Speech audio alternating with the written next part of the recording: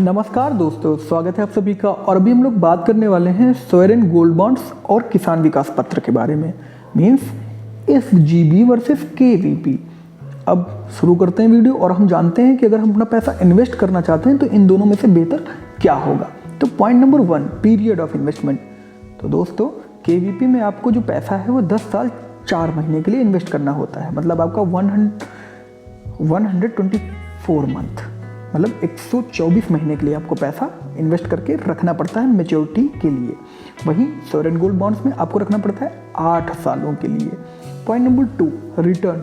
भाई कितना रोकड़ा वापस मिलेगा। तो KVP के केस में आपको मिलता है 6.9%, 6.9% का एनुअल इंटरेस्ट, और वहीं SGB के केस में आपको मिलता है 2.5% का एनुअल रिटर्न। उसके साथ में जो गोल्ड बॉन्ड है ना भाई, वो तो गोल्ड का प्राइस जैसे जैसे बढ़ेगा वैसे वैसे बॉन्ड का प्राइस भी तो बढ़ेगा। जो आज आपने 2 लाख का गोल्ड बॉन्ड खरीदा, उसका कीमत 8 साल बाद उस समय के लिए होगा ना, जो उस समय गोल्ड का प्राइस होगा, क्योंकि आपने एक बॉन्ड नहीं खरीदा, आपने उतने का रियल गोल्ड खरीदा है जो कि RBI के पास ऑलरेडी है। समझ में आया ना भाई। अब हम लोग बात करते हैं मिनिमम इन्वेस्टमेंट की।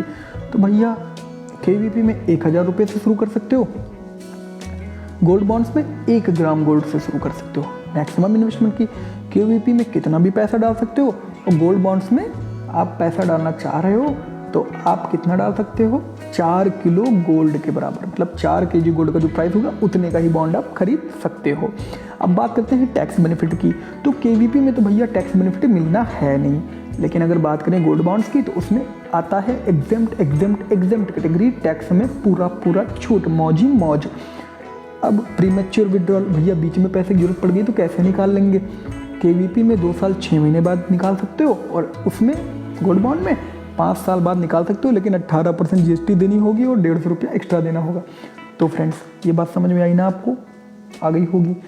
अब दोनों में से बेहतर कौन है भाई। देखो बेहतर की बात करें, अगर आपको लिक्विडिटी चाहिए कि भैया हमको बीच में पैसे की जरूरत लग सकती है, तो किसान विकास पत्र भाई 2.5 साल बाद आप पैसा निकाल सकते हो।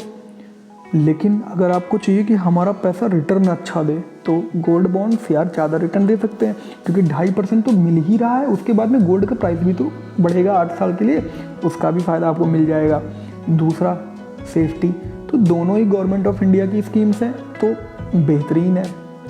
तीसरा, यह पॉइंट बहुत इंपॉर्टेंट है कि भाई अगर आप अपना इन्वेस्टमेंट रिटायरमेंट के लिए कर रहे हो, आप रिटायरमेंट को फोकस्ड होकर कर रहे हो कि भाई देखो मैं ऐसे ऐसे करके पैसे, बहुत लोग का होता नहीं है कि हम पैसा इन्वेस्ट करेंगे फिर उसको एक बार इन्वेस्ट करने के बाद दोबारा फिर से इन्वेस्ट करेंगे, ऐसे ऐसे करके चलेंगे, तो उसमें कौन सा पैसा जीत जाएगा या कौन सा पैसा आगे चल के किस इन्वेस्टमेंट में हम बेहतरीन कर जाएंगे।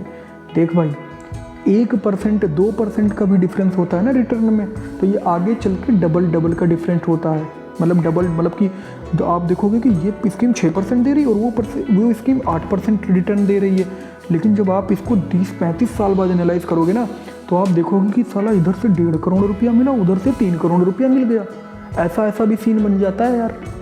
और ना भरोसा हो तो NPS और PPF को कैलकुलेट करके देख लेना, भरोसा हो जाएगा मेरी बात पे। तो जहाँ भी रिटर्न बेहतरीन लगे, आपको लग रहा है गोल्ड के प्राइस बढ़ेंगे, 2.5% और मिल रहा है, मौज है, तो उसके साथ निकल जाओ। तो फ्रेंड्स मेरे नज़रिए में दोनों ही बेहतरीन है।